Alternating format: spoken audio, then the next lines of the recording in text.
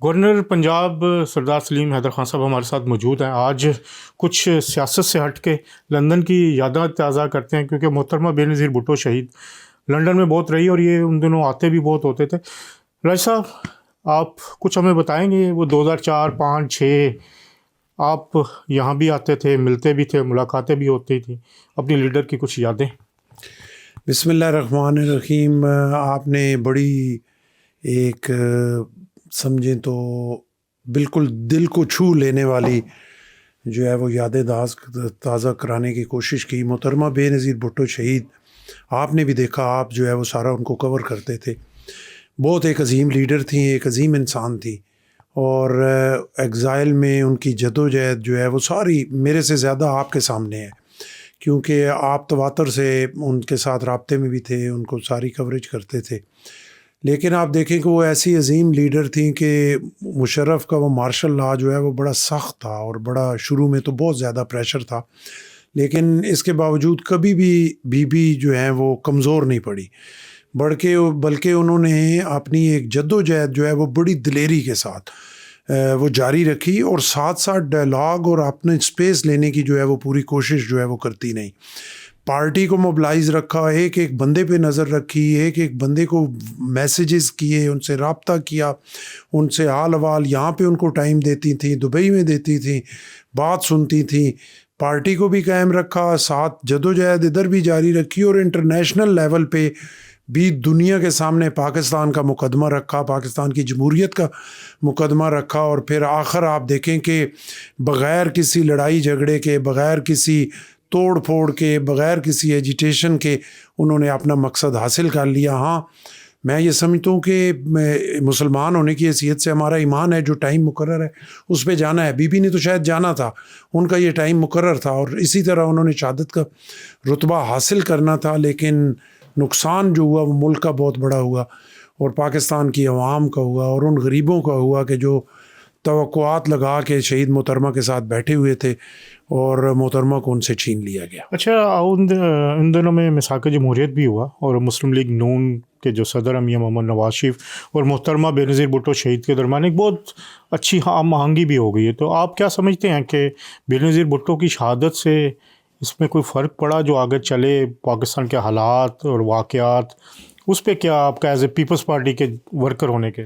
دیکھیے، محترمہ بے نظیر بھٹو شہادت سے پہلے جو آخری انہوں نے اپنے ویژن دیا ملک کے لیے، پاکستان کے لیے اور پاکستان پیپلز پارٹی کے لیے، وہ ریکنسلیشن تھی. اور دوبارہ سے انہوں نے کہا کہ تمام پولیٹیکل پارٹیز جڑیں، تمام پولیٹیکل فورسز اکٹھی ہوں، اور وہ مل کے ملک کو آگے بڑھانے کے لیے ایک چارٹر سائن کریں، اور چارٹر آف ڈیموکریسی انہوں نے سائن کیا. تو یقیناً محترمہ بے نظیر بھٹو شہید خود زندہ ہوتی تو ایک ان کا اپنا ڈاکومنٹ تھا. میں یہ نہیں کہہ سکتا کہ اپنا جو ہے وہ کتنا ایک جو ہے وہ قائم رہتا، یا کتنا ایک اس کا ملک کو فائدہ ہوتا. یقیناً بہت بڑا فائدہ ہوتا، کیونکہ محترمہ خود اس کی خالق تھی. لیکن صدر پاکستان جناب آصف علی زرداری صاحب کو اس کا بہت بڑا کریڈٹ دینا پڑے گا کہ انہوں نے محترمہ کا جو وہ آخری خواہش اور آخری ویژن تھا، وہ آج تک دیکھیں وہ اس پہ قائم ہے. تمام تر مشکلات کے باوجود، تمام تر گلے شکووں کے باوجود، تمام تر رکاوٹوں کے باوجود، جناب آصف علی زرداری صاحب نے نہ صرف کہ پارٹی کے سر پہ ہاتھ رکھا، پارٹی کو اکٹھا رکھا، نہ صرف کہ ملک کو اکٹھا رکھا. جب پاکستان نہ کھپے کا نعرہ لگا، انہوں نے پاکستان کھپے کا نعرہ لگایا. اور نہ صرف کہ اپنا تمام پولیٹیکل پارٹیز کو اکٹھا لگا، پورے ملک کو اکٹھا رکھا، بلکہ سسٹم کو اکٹھا رکھا. اور آج تک وہ بہت سارے ایسے معاملات ہونے کے باوجود کہ جن پہ جو ہے وہ ریکنسلیشن اس کا چلنا مشکل تھا، وہ پریزیڈنٹ آصف علی زرداری محترمہ بے نظیر بھٹو شہید کی اس ویژن کے مطابق اس کو لے کے آگے چل رہے ہیں. بلاول بھٹو زرداری صاحب اس وقت کافی ایکٹیو بھی ہیں، اور انہوں نے انٹرنیشنل لیول پہ خاص طور پر جنگ کے بعد جس طرح وہ یہاں بھی آئے، ہم نے بھی ان کو سنا، بڑے مدلل طریقے سے انہوں نے آؤٹ کلاس کیا اپنے اپوننٹس کو. ان میں وہ جو لیڈرشپ تھی محترمہ بے نظیر بھٹو کی، اس کا کوئی عکس نظر آتا ہے؟ آپ کیسے دیکھتے ہیں ایز اے آپ ورکر، کیونکہ آپ تو پرانے جیلے ہیں، آپ کی رائے بڑی میٹر کرتی ہے. دیکھیں، سب سے بڑی بات یہ ہے کہ جناب بلاول بھٹو زرداری صاحب، آپ دیکھیں تو ان میں وہی شہید ذوالفقار علی بھٹو والی دلیری اور شہید محترمہ بے نظیر بھٹو والی دلیری ہے، اور ایک ان پہ ایک کرنٹ ہے، اور ان میں ایک جذبہ ہے، اور ان کے اندر ڈر نہیں ہے. ان کو کئی دفعہ روکا گیا، لیکن وہ جہاں پہ پھر سٹینڈ لے جاتے ہیں وہاں پہ رکتے نہیں ہیں. انڈیا میں جب وہ گئے تو انہیں کہا گیا کہ نہیں، اور ان کے سر کی قیمت رکھی مودی نے، لیکن اس کے باوجود، تمام رکاوٹوں کے باوجود وہ انڈیا میں گئے، اور وہاں پہ جا کے اس کو بچر آف گجرات کا. یہ آسان کام نہیں ہے، بہت مشکل کام ہے، اور بڑے دلیر لیڈروں کا کام ہے. اور ان کے اندر وہ دلیری مجھے بالکل شہید ذوالفقار علی بھٹو والی اور محترمہ بے نظیر بھٹو شہید والی نظر آتی ہے. اور ان کے اندر وہ ویژن، وہ سوچ، اور وہ پالیٹکس کی سمجھ، پاکستانی پالیٹکس کی سمجھ اور انٹرنیشنل پالیٹکس کی سمجھ جو ہے وہ ایک قدرتی انہیریٹڈ ہے محترمہ بے نظیر بھٹو شہید سے.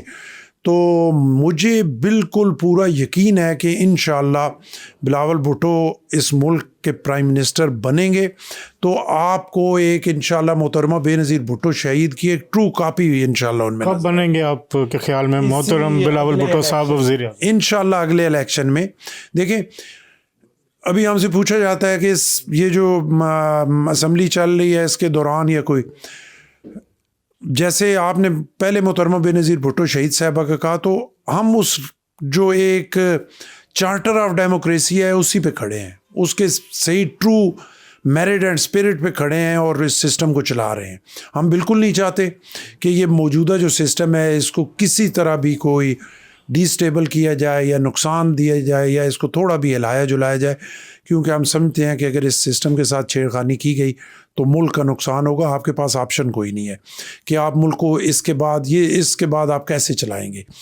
تو بالکل صبر کے ساتھ بیٹھے ہیں، اور اگلے الیکشن کے بعد ہمارا حق ہے کہ انشاءاللہ پاکستان پیپلز پارٹی کی قیادت جناب بلاول بھٹو زرداری اس ملک کے پرائم منسٹر. اچھا، ولیمہ بھی تھا آپ کے شہر میں محترم جنید صفدر صاحب کا، کیا کہنا چاہیں گے؟ وزیر اعلیٰ پنجاب کے صاحبزادے ہیں، ایک پورا میلہ سجا ہوا تھا 3 دن سے، ان کے لیے کیا میسج ہے جب آپ اتنی پازیٹیو باتیں بھی کر رہے ہیں؟ دیکھیں، ان کے لیے چیف منسٹر صاحبہ کو مبارکباد پیش کرتا ہوں، ان کے بیٹے کی شادی ہے، جنید صفدر صاحب کو مبارکباد پیش کرتا ہوں، اور ان کے والد جناب کیپٹن صفدر صاحب کو مبارکباد پیش کرتا ہوں، اور یہ دعا گو ہوں کہ اللہ اس شادی میں برکتیں ڈالے اور دولہا دلہن کے لیے آسانیاں پیدا کرے، اور اسی طرح وہ خوشیاں مناتے رہیں اور ان کی زندگی میں اللہ برکتیں ڈالے. آخری سوال، فیلڈ مارشل سید عاصم منیر، ان کی قیادت کو، ان کی لیڈرشپ کو آپ کیسے دیکھتے ہیں؟ دیکھیں، فیلڈ مارشل سید عاصم منیر، میں کئی دفعہ کہہ چکا ہوں کہ پاکستان کے لیے اللہ کا انعام ہے، اور ہمیں جس طرح دلیر سپہ سالار کی ضرورت تھی اللہ نے ہمیں وہ دیا. ہمیں جس طرح مسلمان اور اللہ کے رسول کے ایمان پہ کھڑا ہونے والے سپہ سالار کی ضرورت تھی، ویسا سپہ سالار اللہ نے ہمیں دیا. اور جب دیکھیں وہ اللہ کے رسول کے ایمان پہ کھڑے ہوئے دلیری کے ساتھ پاکستان کے لیے، تو اللہ نے ان کی مدد کی، اور اپنے سے 5 گنا بڑے دشمن، اپنے آپ سے کئی گنا زیادہ فوج رکھنے والے دشمن، اپنے سے کئی گنا زیادہ ڈیفنس بجٹ رکھنے والے دشمن کو انہوں نے اللہ اور اللہ کے رسول کے ایمان پہ کھڑے ہو کے بڑے زبردست طریقے سے ناک آؤٹ کیا. اور مجھے پتہ ہے کہ وہ پاکستان کا درد رکھتے ہیں، وہ پاکستان کو ٹھیک کرنا چاہتے ہیں، وہ پاکستان کو آگے لے کے جانا چاہتے ہیں، اس میں پولیٹیکل گورنمنٹ کے ساتھ اپنا حصہ بھرپور شامل کرنا چاہتے ہیں.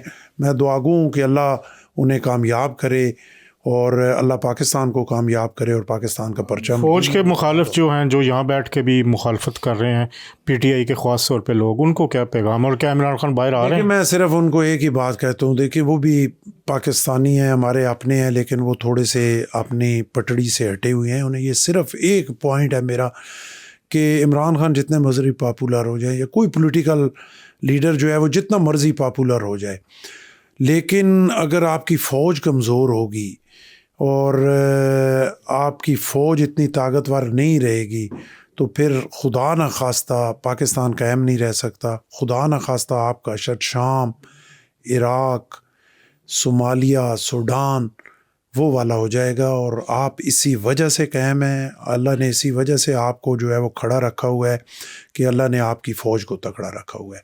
ہمیں کوئی سروکار نہیں ہے، دیکھیں وہ ہماری اپنی فوج ہے، اور یہ نہیں ہے گلے شکوے اگر ان کے ہیں تو بیٹھ کے بات کریں، اپنی سپیس گین کریں۔